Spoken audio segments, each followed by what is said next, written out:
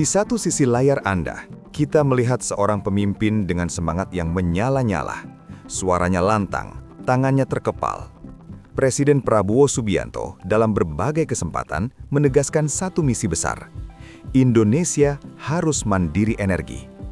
Caranya, menjadikan Papua sebagai lumbung sawit untuk bahan bakar nabati atau bioetanol.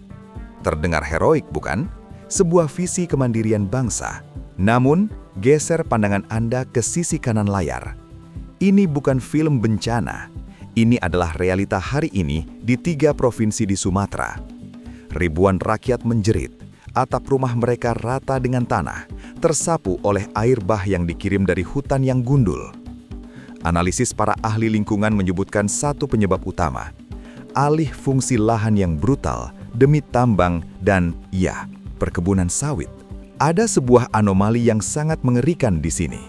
Di saat saudara kita di Sumatera tenggelam akibat kerusakan ekologis yang dipicu oleh pembukaan lahan, pemerintah justru berencana membuka lahan baru secara masif di benteng hutan terakhir kita, Papua. Apakah kita tidak belajar dari air mata di Sumatera? Mengapa Presiden begitu ngotot mengejar sawit di tanah cendrawasih? Apakah ini murni soal perut rakyat dan bahan bakar, atau ada kepentingan oligarki yang menumpang di balik jargon swasembada energi? Dan pertanyaan terbesarnya, jika Papua dibuka, apakah nasib mereka akan berakhir seperti Sumatera? Hari ini, kita akan membongkar ambisi di balik sawit Papua, menyambingkannya dengan petaka di Sumatera, dan mencari tahu siapa sebenarnya yang diuntungkan. Selamat datang di Istabi. Mari kita cari tahu kebenarannya. Mari kita mulai dengan pertanyaan mendasar. Mengapa Presiden Prabowo begitu terobsesi menanam sawit di Papua? Kita harus adil. Kita bedah dulu argumen pemerintah.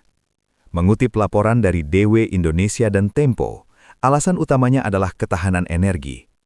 Indonesia adalah importir minyak yang besar. Setiap tahun, ratusan triliun rupiah uang negara hangus hanya untuk membeli solar dan bensin dari luar negeri. Ini beban ekonomi yang nyata.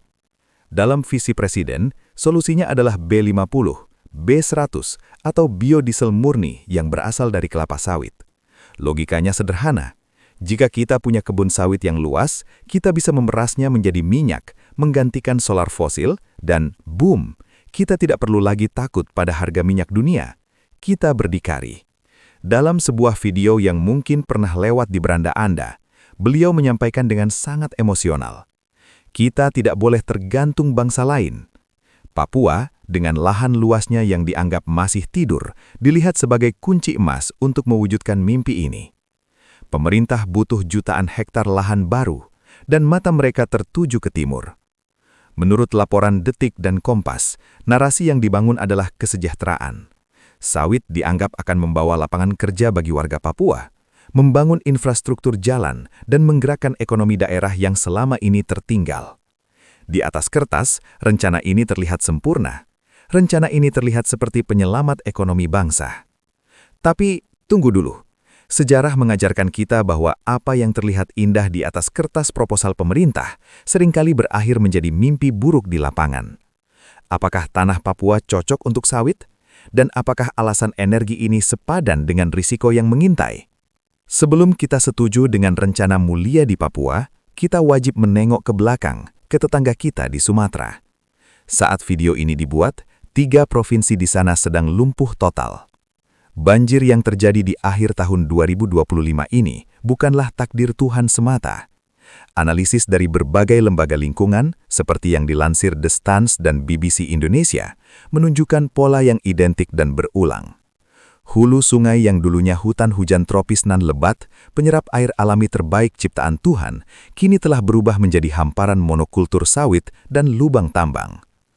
Tanah yang dipaksa menumbuhkan sawit memiliki daya serap air yang jauh lebih buruk dibandingkan hutan primer. Ketika hujan ekstrim turun, yang sekarang makin sering terjadi karena perubahan iklim, tanah itu tidak mampu menahan air. Akibatnya, air meluncur bebas ke hilir, membawa mulur, batang kayu, dan menghantam pemukiman warga. Ironisnya, sawit yang digadang-gadang sebagai emas hijau penyumbang devisa justru menjadi biang kerok kerugian triliunan rupiah akibat bencana. Sekolah hancur, jembatan putus, sawah gagal panen. Uang hasil ekspor sawit mungkin masuk ke kas negara dan kantong pengusaha, tapi biaya pemulihan bencananya itu dibebankan kembali ke rakyat lewat pajak kita. Inilah yang disebut privatisasi keuntungan, sosialisasi kerugian. Keuntungannya diambil segelintir orang, bencananya dibagi rata ke seluruh rakyat. Jika Sumatera yang infrastrukturnya relatif lebih siap saja bisa kolaps akibat ekspansi sawit yang tak terkendali, bayangkan apa yang akan terjadi pada Papua. Topografi Papua yang curam dan jenis tanahnya yang unik sangat rentan terhadap longsor jika tutupan hutannya hilang. Ada sebuah istilah berbahaya yang sering dipakai pejabat kita, lahan tidur. Pemerintah sering menyebut hutan di Papua sebagai lahan tidur yang tidak produktif. Ini adalah kesesatan berpikir yang fatal. Hutan Papua tidak tidur, dia sedang bekerja keras. Dia bekerja menyerap karbon dunia.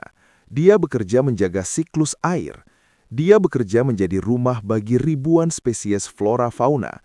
Dan yang paling penting, dia adalah supermarket gratis bagi masyarakat adat Papua. Mengutip analisis BBC Indonesia, memaksa menanam sawit di Papua bukan hanya soal ekologi, tapi soal pelanggaran hak masyarakat adat. Bagi orang asli Papua, hutan adalah ibu. Mengganti hutan sagu dengan sawit sama saja dengan meruntuhkan rumah mereka dan memaksa mereka menjadi kuli di tanah leluhurnya sendiri. Lalu mari kita bicara soal efektivitas. Apakah sawit di Papua benar-benar solusi BBM?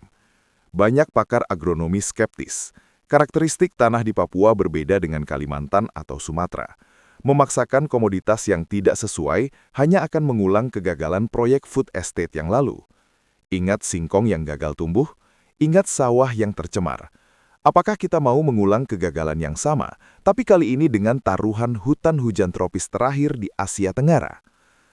Jika tujuannya benar-benar energi hijau, kenapa tidak memaksimalkan energi terbarukan lain yang melimpah di Papua? Air, angin, atau matahari? Kenapa harus sawit yang land intensif, butuh lahan luas dan merusak? Sahabat sekalian, kita sedang berada di persimpangan sejarah yang krusial. Jika rencana Presiden Prabowo ini terus dilanjutkan tanpa rem, tanpa kajian lingkungan yang jujur, dan hanya bermodal ambisi pokoknya harus swasembada, maka kita bisa memprediksi masa depan Papua dengan sangat mengerikan.